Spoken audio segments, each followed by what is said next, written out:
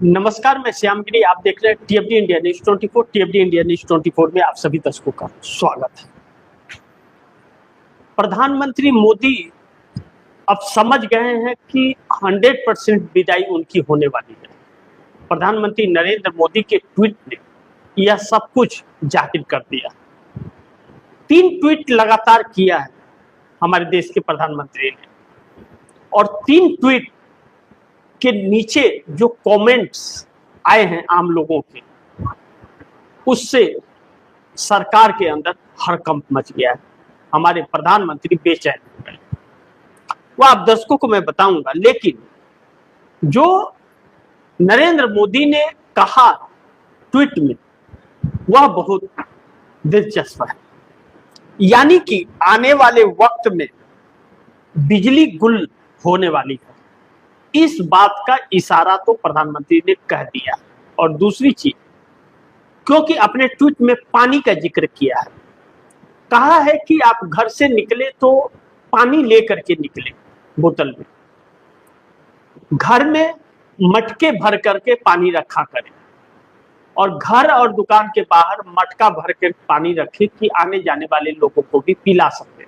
अगर आप पानी पिलाएंगे मटके से लोगों को तो मैं आपकी सराहना करूंगा, और न पिलाए तो गाली देंगे। मोदी जी, इनके ट्वीट का क्या मतलब है? अब इसके जवाब में जनता थूक रही है और कह रही है कि महामानव जी झोला उठाओ, चलो निकलो। यानी कि जनता ने इनको यह संकेत दे दिया है अब कि इनके साथ क्या होने वाला है। दूसरा बड़ी महत्वपूर्ण है कि राहुल गांधी छात्रों से मिले, और छात्रों से जो सीबीएसई के छात्र हैं या नीट पेपर लीक के मामले में 22 लाख बच्चे जो आहत हुए पेपर लीक से, और सीबीएसई का जो समस्या आया पेपर में, इसको लेकर के राहुल गांधी मिलने गए। मिलने के बाद राहुल गांधी ने जो कहा अपने ट्वीट में बहुत दिलचस्प रहा।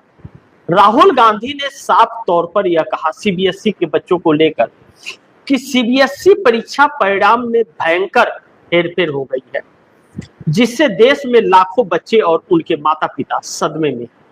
राहुल गांधी ने कहा, और मोदी जी हमेशा की तरह न जवाब, न जिम्मेदारी, न कोई शर्म। जिस कंपनी को यह जिम्मेदारी मिली वह पहले से ही तेलंगाना में 2029 में यह कारनामे पेपर लीक का कर चुकी है। नाम बदला पर नीयत वही, नफरत वही। इतिहास सबको पता था, फिर भी ठेका नहीं दिया गया। ऐसी कंपनी के हाथ में 18.5 लाख बच्चों का भविष्य सौंप दिया गया और किसी को फर्क नहीं पड़ा। यह गलती नहीं, यह सोचा समझा षड्यंत्र है। कुछ जरूरी सवाल है जिसके जवाब इस सरकार को देना चाहिए कि ठेका, सीबीएसई का ठेका क्यों और किसके कहने पर दिया गया ऐसी ब्लैकलिस्टेड कंपनी को? कौन कौन से नियम और प्रक्रिया दरकिनार करके इन कंपनियों को यह ठेका दिया गया, यह सवाल उठाया। लेकिन राहुल गांधी ने एक बात और कही जिससे सरकार में हड़कंप मच गया। राहुल गांधी ने कहा कि अब यह व्यवस्था पर हमें कोई भरोसा नहीं। राहुल गांधी नहीं कह रहे, राहुल गांधी जब बच्चों से मिले तो बच्चों ने कहा, जो बच्चों ने शब्द कहे वही राहुल गांधी ने अपने ट्वीट में लिखा। राहुल गांधी कह रहे कि जब मैं बच्चों से मिला तो बच्चों ने कहा कि अब इस सरकार के व्यवस्था पर कोई भरोसा नहीं रहा। यह आज नीट अभ्यर्थियों ने राहुल गांधी से कहा। उनका गुस्सा साफ दिख रहा था और उनके सब्र का बांध टूट चुका है। देश के युवा अब मोदी सरकार के भ्रष्टाचार और बेरुखी को और बर्बाद नहीं करेगा, और याद रखिए यही युवा इस व्यवस्था को बदलेगा। यही युवा इस व्यवस्था को बदलेगा। जब आज ट्वीट किया राहुल गांधी ने इसे, तो सरकार में हड़कंप मच गया। इस वक्त जब हम लोग लाइव हैं, इस समय पीएमओ के अंदर बैठक चल रहा है राजनाथ सिंह की अध्यक्षता में। वहां पर हमारे देश के शिक्षा मंत्री धर्मेंद्र प्रधान भी मौजूद हैं। अब धर्मेंद्र प्रधान ही नहीं, पूरी सरकार बौखलाई हुई है राहुल गांधी से। राहुल गांधी ने एक चीज तो तय कर दिया, साफ कर दिया कि इस देश के युवा अब इस व्यवस्था के खिलाफ हो गए हैं जो नरेंद्र मोदी के लिए आने वाले वक्त में भारी पड़ जाएगा। इसी बात को टीडीपी के नेता चंद्रबाबू नायडू ने दोहराया था। अब सरकार और क्यों परेशान हो गई वह भी जानना आप दर्शकों को जरूरी है। प्रधानमंत्री मोदी ने एक ट्वीट किया, 3 ट्वीट किया, लेकिन एक ट्वीट आप दर्शकों को बता रहा हूं। प्रधानमंत्री ने कहा देश के अलग अलग हिस्सों में, बड़े ध्यान से आप दर्शक इसे सुनिएगा और समझिएगा। प्रधानमंत्री ने कहा देश के अलग अलग हिस्सों में तापमान लगातार बढ़ रहा है और इसके साथ ही दैनिक जीवन में गर्मी से होने वाली कई कठिनाइयां भी बढ़ रही हैं। ये सभी देशवासियों से आग्रह करता हूं कि जितनी अधिक सावधानी बरत सके अवश्य बरतें। कृपया स्वयं को हाइड्रेटेड रखें, घर से बाहर निकलते समय पानी साथ रखें। ऐसे मौसम में आपकी संवेदनशीलता भी बहुत बड़ा सहारा बन सकती है। यदि संभव हो तो किसी प्यासे व्यक्ति को एक गिलास पानी अवश्य दें। मैं ऐसे लोगों की सराहना भी करूंगा जो अपने घरों के और दुकानों के बाहर मटके में जल रखते हैं ताकि कोई भी उनसे पानी पी सके। यानी कि आप दर्शक सोचिए, जिस घर में फ्रिज है, घर में वहां मटका रखने की क्या जरूरत है? आज तक तो घर से में फ्रिज में पानी रख करके बॉटल में लोग पीते थे, मटका की क्यों जरूरत है? दूसरा, चौराहों पर अपनी दुकानों के बाहर मटका रखें पानी पिलाने के लिए, इसकी जरूरत क्यों पड़ी जब हर जगह फ्रीजर लगा हुआ है पानी के लिए? यानी कि यह निशाना कहीं और संकेत कुछ और है। इसके पहले क्या गर्मी नहीं पड़ी थी? 12 साल में गर्मी नहीं पड़ी क्या?